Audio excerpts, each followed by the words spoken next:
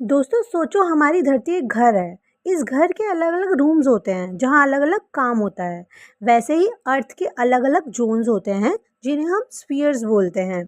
4 main spheres होते हैं, lithosphere, atmosphere, hydrosphere and biosphere, और एक स्पेशल स्फीयर भी होता है जिसको हम बोलते हैं क्रायोस्फीयर। चलो एक एक करके समझते हैं। इनको याद रखने की सिंपल सी ट्रिक है, लैब अच्छी से इसको याद रखना। Lithosphere, L for lithosphere, A for atmosphere, B for biosphere, H for hydrosphere and C for cryosphere।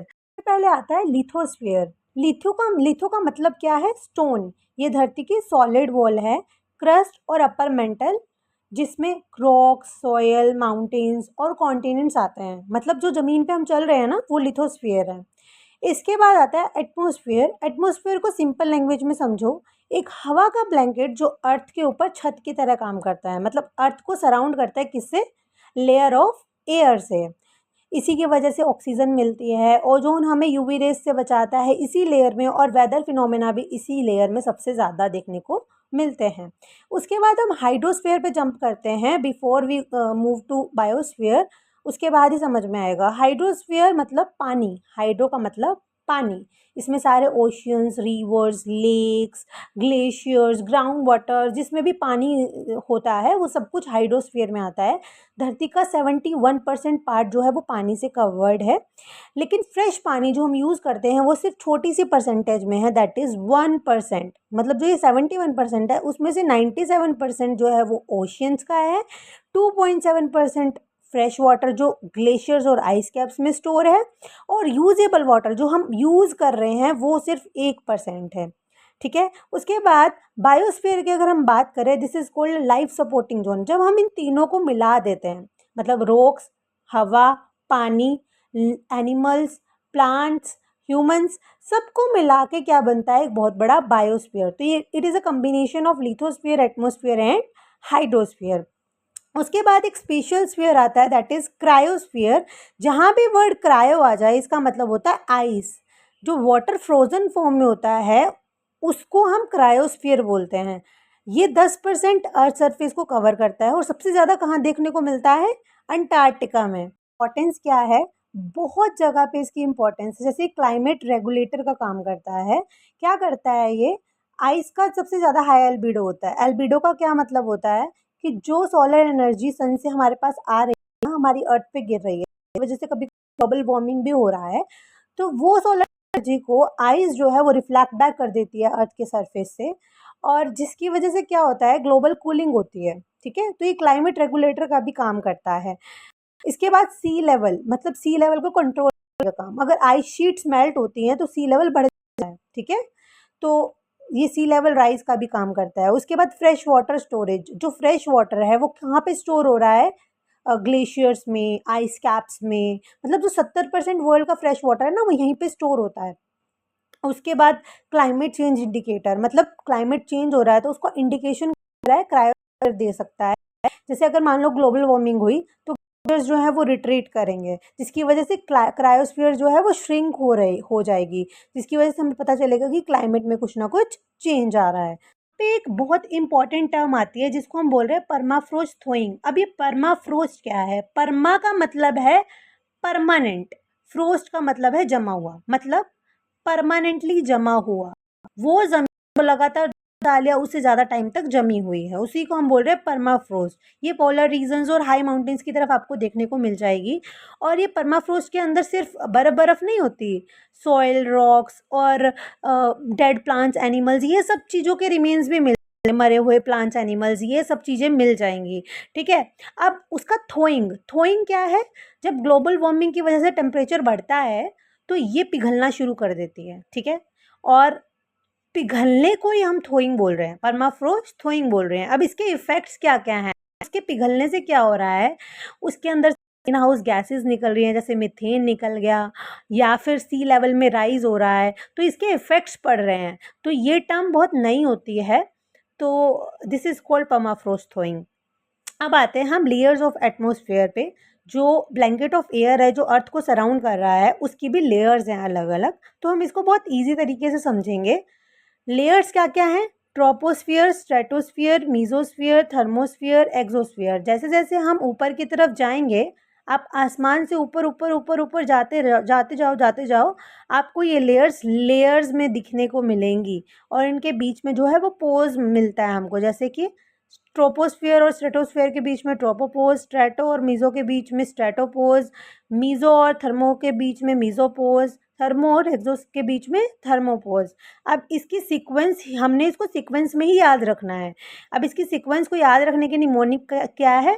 थोड़ा सा मौसम ठंडा एक्स्ट्रा, मतलब एक्स्ट्रा ठंडा नहीं, थोड़ा सा मौसम ठंडा एक्स्ट्रा, थोड़ा से ट्रोपोस्फियर, सा से स्ट्रेटोस्फियर, मौसम से मीजोस्फियर, ठंडा से थर्मोस्फियर, एक्स्ट्रा से एक्सोस्फियर।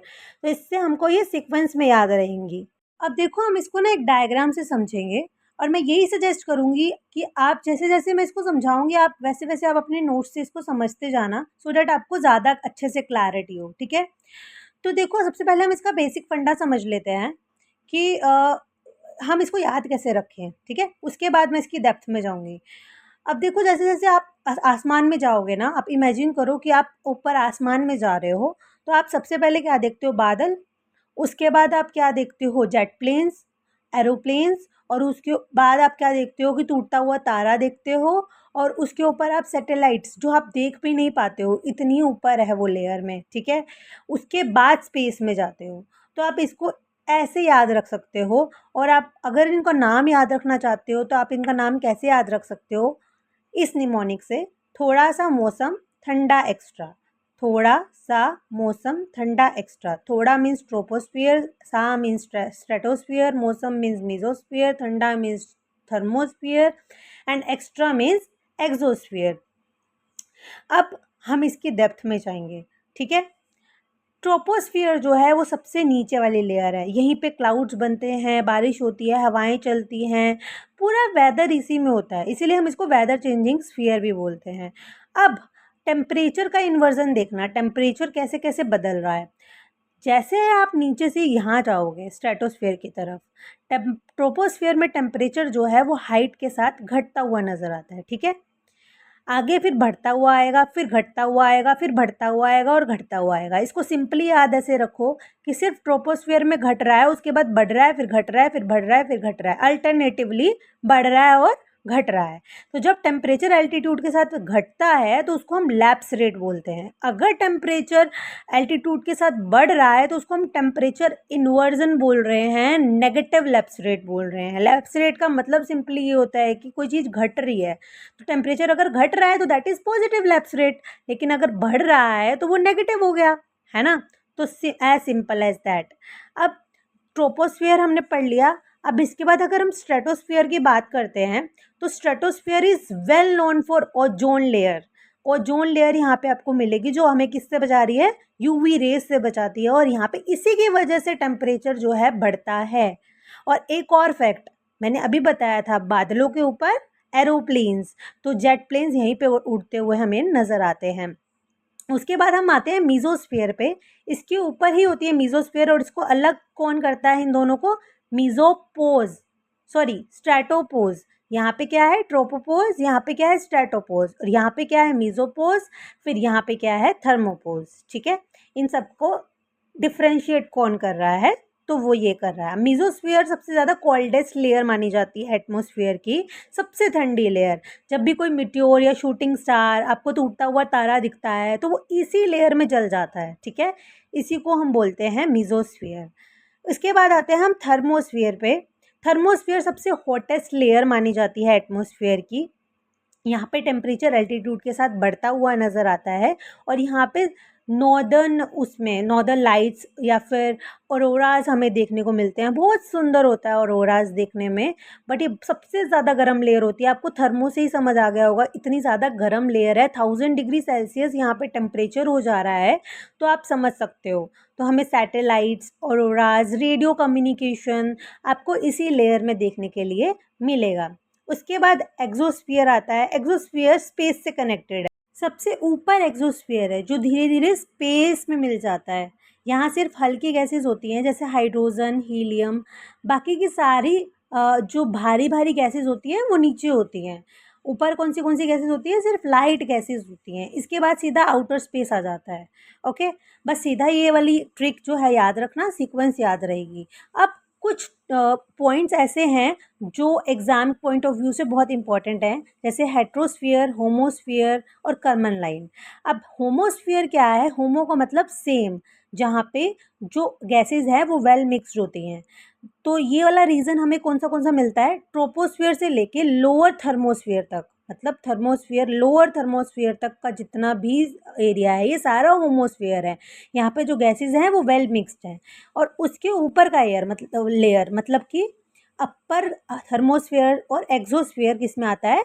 हेट्रोस्फीयर में। हेट्रो मतलब डिफरेंट, डिफरेंट गैसेस हैं, तो मिक्सिंग जो है वो हेट्रोजीनस ही होगी, मतलब कि अलग अलग मिक्सिंग होगी, हमें एक जैसा नहीं दिखेगा वो। यहाँ पे हमें एक जैसा दिख रहा है, बट यहाँ पे हमें एक जैसा नहीं दिखेगा।